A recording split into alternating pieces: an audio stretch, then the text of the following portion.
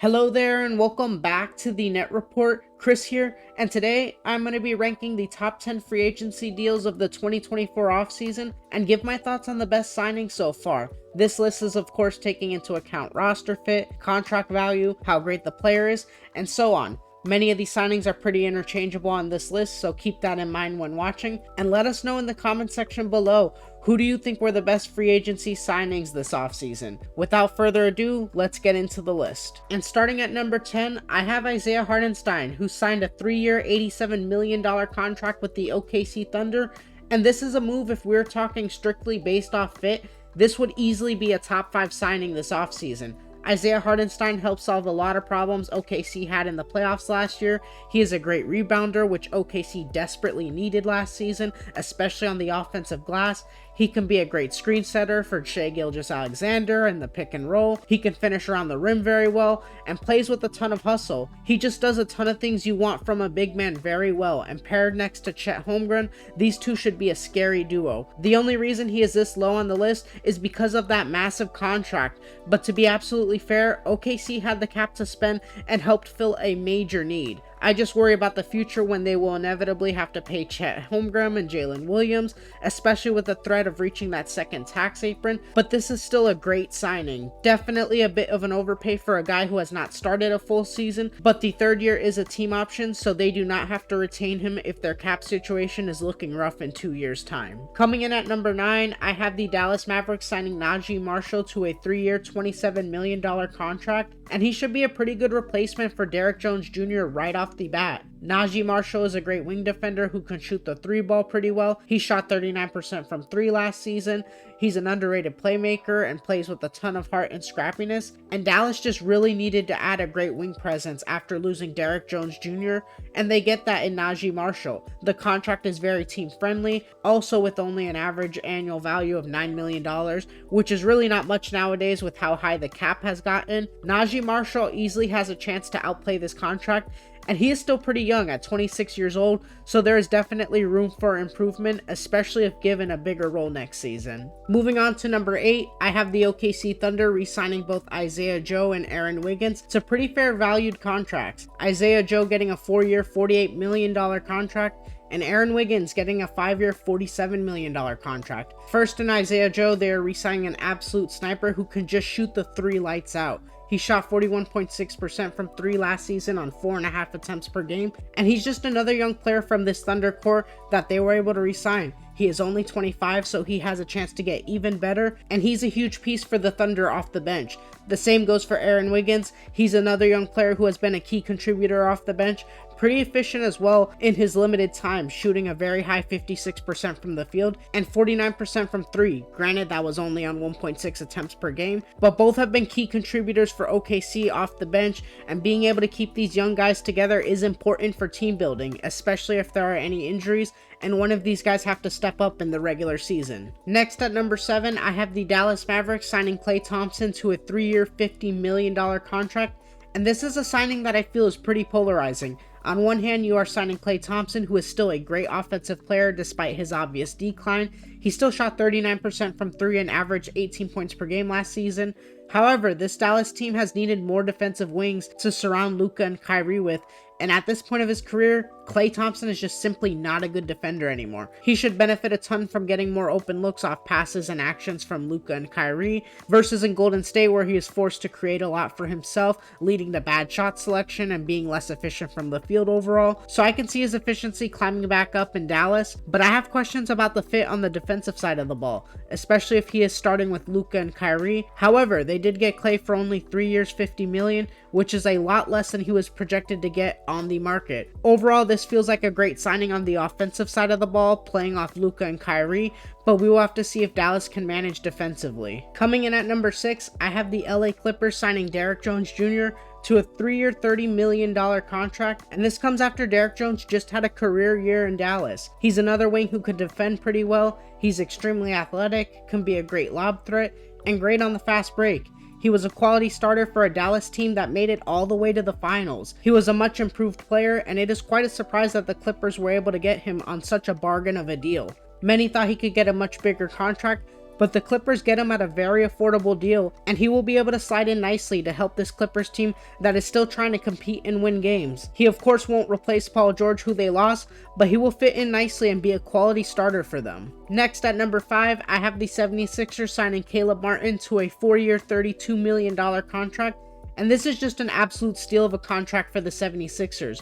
Many were concerned about what the 76ers would be able to build around their big three of Paul George, Tyrese Maxey, and Joel Embiid, and for only $8 million annually, they get a quality starter who has plenty of playoff experience. He of course had that insane playoff run in 2023 where he almost won Eastern Conference Finals MVP, and he should fit in nicely at the 3 or 4. He can attack the basket, still stretch the floor as a decent shooter at 35% from 3 the previous 2 seasons. He has decent shot creation skills, and next to guys like Joel Embiid, it should be a lot easier for offensive opportunities to open up for him.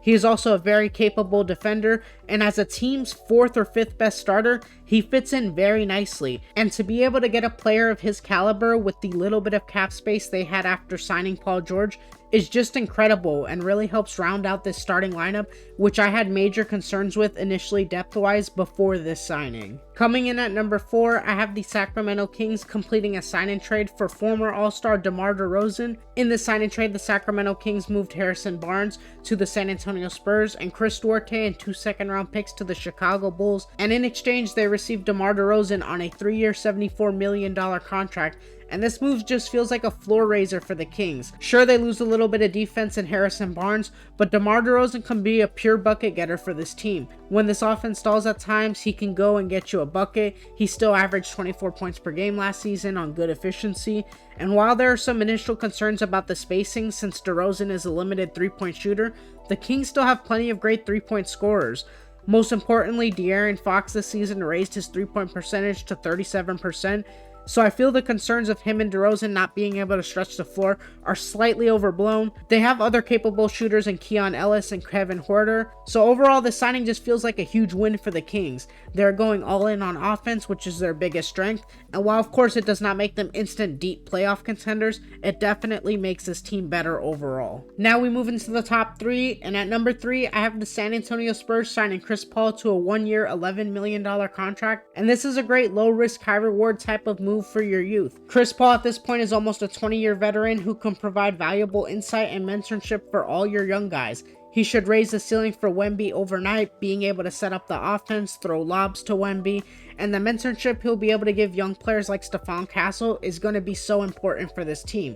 He is still a positive player as well. He can run an offense very well still at this point of his career, and he still has times where his mid-range shot still looks as good as ever. Being able to add a veteran like CP3 to your roster is truly invaluable, and he will be able to develop Stephon Castle's game in his rookie season and help Wemby unlock that next level in his development while giving them another floor facilitator, which the Spurs team is in desperate need of. Coming in at number 2, I have the Orlando Magic signing Kentavious Caldwell-Pope to a 3-year $66 million contract, and the fit here is just as good as it gets for a Magic team who is building their defensive identity. KCP adds another all-defensive caliber guard into their starting lineup paired with Jalen Suggs, and they quickly become probably the scariest defensive guard duo in the league. KCP should fit into the defensive culture in Orlando very well, and will add a great veteran presence to this young team right away. He also helps with Orlando's biggest weakness last season, which was shooting. He has shot 40% or above from 3 on 4 to 5 attempts per game 3 of the last 4 years,